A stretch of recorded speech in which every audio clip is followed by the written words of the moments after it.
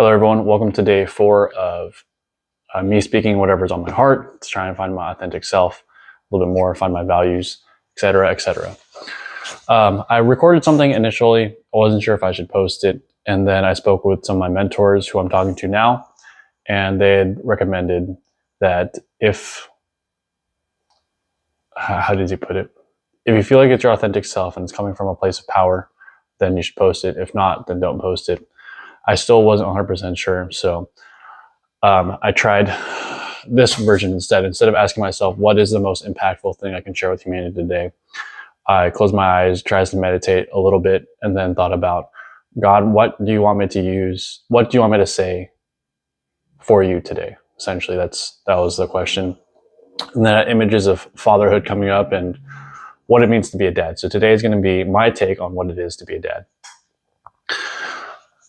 For those of you who don't know, I have a father of 2 now. I have 2 little girls, amazing wife, and I'm here in my garage because they're both sleeping and I don't want the off chance of them waking it up because I'm taking advantage of them being asleep. Fellow fathers, I'm sure you understand what's going on. So my kind of take on fatherhood is this. Fatherhood is the job of protecting and providing those you care about. And yes, it's additional responsibility, not a replacement responsibility. So provide and protect is pretty obvious. I think this is actually, personally, I think this is overlooked by a lot of people. A lot of people are okay with slow growth. They're okay with just getting a little bit of a pay increase every year. And some of you guys are corporate guys who have been in it for a long time. So I think that's, whatever works for you. This is just my take on it. But I think as a father, it's also important that you grow not only just resources, which I'm trying to do now, but you also grow in terms of your social circles. And the reason for that is because if you're surrounded by a bunch of yellow belts and all they want to do is stay yellow belt and maybe one day get to orange, it's going to take a long, long time to reach black belt. If you want to reach black belt, you're probably going to want to hang out with a lot of black belts. And eventually you'll think like them, you'll train with them, your technique will sharpen just by being around them. And so that's something I've been trying to do the last few months is upgrade and find people who are hungry to become black belts in the financial world. And so I think as a father, it's important that you do that. The second thing I also think, so that goes under providing, right? Increase not only your income and find ways to increase your income, but you need to find ways to increase your social circle because those people will give you better ideas and that will help increase income later on. The other part is protect, right? And so I'm actually here where I clean my firearms. And I think it's important for fathers to not only know how to defend their family. For me, that's utmost important. Like you took a vow in front of God, for those of you who are church married, to protect your family. And so I think if you live in America, you should know how to use a firearm to protect your family. Now, for those of you who are saying, yeah, but if I don't do anything bad, why would something bad happen to me? That's like asking, why is the lion eating me, even though I didn't eat the lion? Like bad things happen to good people, which is unfortunate. And I would hope that you've taken that seriously and you're protecting your family and you know how to protect your family. So that's one, is immediate violent threat. The other one is, I think that you need to keep growing in your physicality. And so I know as a dad, it's hard. I gave myself a little bit of leeway last year and the year before because we had kids and I was like, oh, you don't work out as much. It's like, yeah, well, I got 2 kids. And I was like, oh, I understand.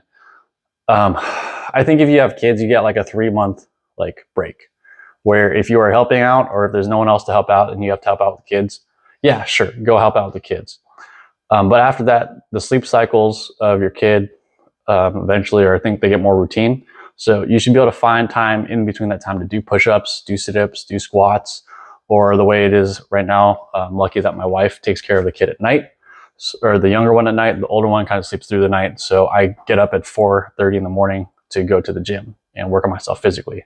Because at the end of the day, your kids will follow, at least is what I've been told, your kids are going to follow what you do, not what you say. And so if you tell them health is important and working out is important, but they don't see you working out, then they're not going to work out. Like, you need to set the example and live the example. And so that kind of goes to my last point, where being a father means additional responsibility, not replacement of responsibility.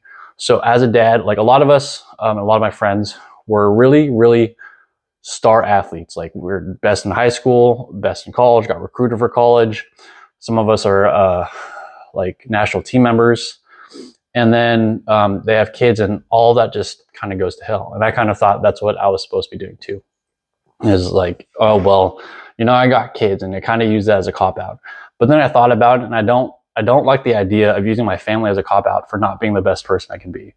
I don't like the idea of using my kids or using my wife and, oh, I have too much family time to like not become better. Like, I think that's kind of a cop-out, and I know it's hard. Like, I got 2 young ones at home, but if it's really important to you, I think you're going to make time, and you're going to adjust your schedule. So maybe you have to cut out Netflix. Maybe for me, I cut out all video games. I don't play video games anymore, which for a lot of people was like, that's huge, because if you knew me before, I used to play 14 hours of video games straight.